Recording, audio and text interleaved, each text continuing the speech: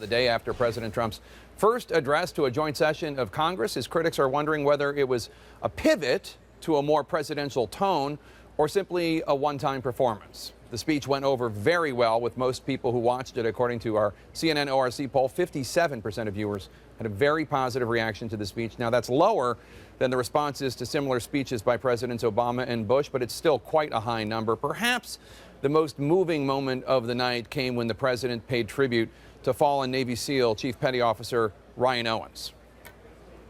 Ryan's legacy is etched into eternity. Thank you. The president also said that Ryan died as he lived, a warrior and a hero, as his widow, his Gold Star wife, watched and wept from the seat next to the president's daughter, Ivanka. An incredibly moving and incredibly powerful moment. But it is important for all of us to focus not only on special moments in big speeches like that, but also on larger policy implications. Words matter, deeds matter as well.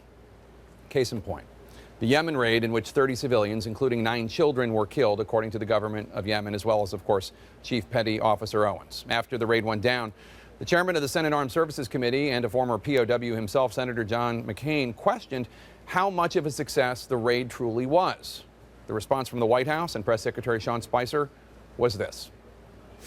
The life of Chief Ryan Owens was done in service to this country, and we owe him and his family a great debt for the information that we received during that raid.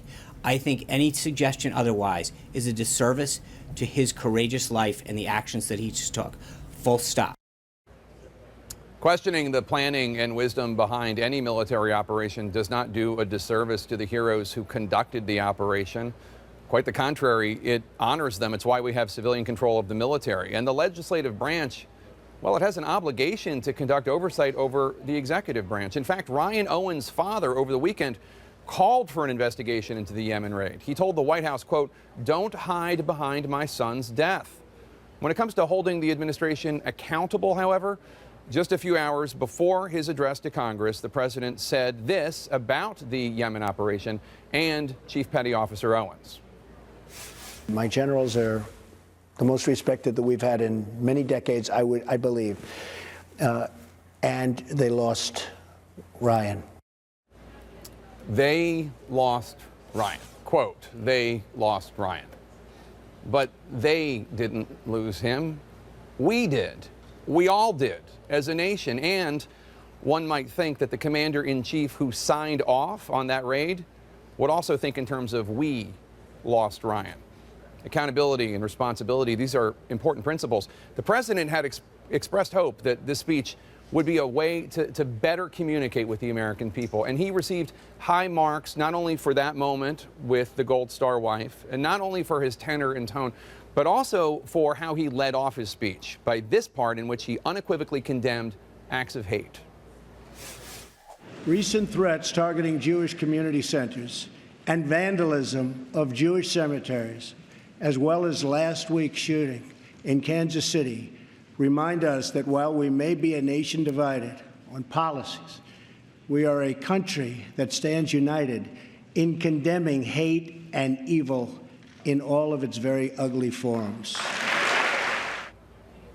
It was a strong, declarative statement issued without qualification, but it came after a year-and-a-half campaign during which the president refrained from any full-throated, extensive condemnation of the white supremacists and anti-Semites who supported him. And interestingly, just hours before the speech last night, the president met with state attorneys general in a meeting at the White House. And according to the Attorney General of the Commonwealth of Pennsylvania, who asked about the threats against the Jewish community centers and day schools, more than 100 incidents in recent weeks, President Trump suggested that it might not be anti-Semites spreading this fear and making these threats, but perhaps Trump political opponents trying to make him and his supporters look bad. A theory for which there is, as of now, no public evidence, and one that many in the Jewish community, to be charitable, found a tad tone deaf. Words in a big, important speech are important, no doubt. These words, they sounded great.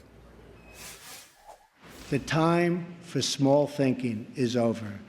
The time for trivial fights is behind us.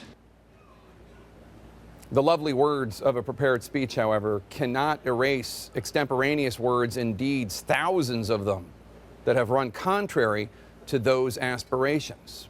You know, sometimes you don't feel the whiplash till the day after.